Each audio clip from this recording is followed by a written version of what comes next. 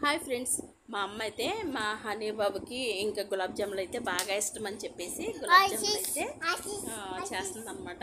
చూడండి, bread packet చూడంగానే first అయితే మా హనీ బాబు శాండ్విచ్ చేయమన్నాడు. ఇంకా తర్వాత అయితే గులాబ్ జాములు అయితే చేయమన్నాడు. ఇంకా అందుకే బ్రెడ్ ప్యాకెట్ ఉందని చెప్పేసి బ్రెడ్ని కార్నర్ ఉంటుంది కదా బ్రౌన్ది, అదైతే కట్ చేసేయాలన్నమాట. కట్ చేసి వైట్ది మాత్రం తీసుకొని ఇలా చపాతీ ఉండలాగైతే చేయాలి.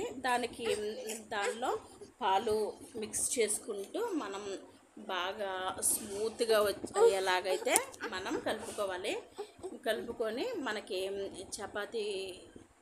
చపాతీ అంటే కొంచెం హార్డ్గా ఉంటుంది, ఇదైతే బాగా స్మూత్గా ఉంటుంది కాబట్టి బాగా మంచిగా మృదువుగా వచ్చేదాకైతే కలుపుకోవాలన్నమాట. తర్వాత మనకి గులాబ్ జాములకి ఎంత సైజు కావాలో అంత సైజు అయితే తీసుకోవాలి.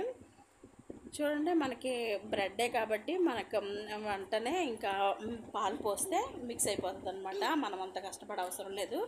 ఇవి దాదాపు ఒక 15 మినిట్స్లో అయితే మొత్తం కంప్లీట్ అయిపోయిద్ది. అప్పటికప్పుడు గులాబ్ జాముది పిండి లేకపోయినా సరే మనం తయారు చేసుకోవచ్చు అనమాట. ఇన్స్టెంట్ గులాబ్ జామ్ లాగా టేస్ట్ అయితే చాలా అంటే చాలా బాగుంటుంది. చాలా స్మూత్గా చాలా అంటే చాలా బాగుంటుంది. ఒకసారి అయితే ట్రై చేయండి. చూసారా ఎంత స్మూత్గా సాఫ్ట్గా ఉన్నాయో.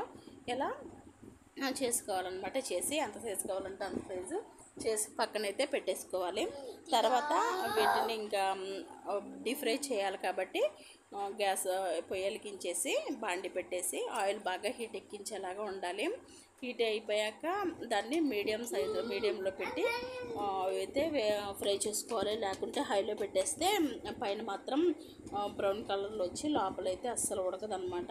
అందుకే మీడియంలో పెట్టి ఫ్రై చేస్తే మనకి ఇవనేవి బాగా ఉడుకుతాయి. చూసారా, ఈ కలర్లోకి వచ్చాక తీసేసుకోవాలన్నమాట. అవి ఫస్ట్ వేసింది కాబట్టి ఫస్ట్ ఈ సైజ్ చూసారా అంత రౌండ్గా అంత చాలా బాగుంటాయి. ఇక్కడైతే మనం ఇంకా గులాబ్ జామున్ అయితే ఇంకా డీప్ ఫ్రై చేసుకోవాలి. ఇంకా అన్నీ బ్రెడ్కి కొంచెం వస్తాయి కాబట్టి అన్నీ ఒకేసారి వేసి అయితే డీప్ ఫ్రై చేసుకోవాలి. డీప్ ఫ్రై చేశాక వీటిని అయితే ఇంకా పక్కన పంచదార ఎంత స్వీట్ కావాలో అంత స్వీట్ అయితే ఉంచేసి పంచదార పాకంలో అయితే వేయాలన్నమాట. ఇంకా వేసేసి తినేస్తే సేమ్ గులాబ్ జామ్ అంత టేస్ట్గా ఉంటుంది. ఈ వీడియో నచ్చితే లైక్ చేయండి, షేర్ చేయండి, సబ్స్క్రైబ్ చేయండి. Bye friends.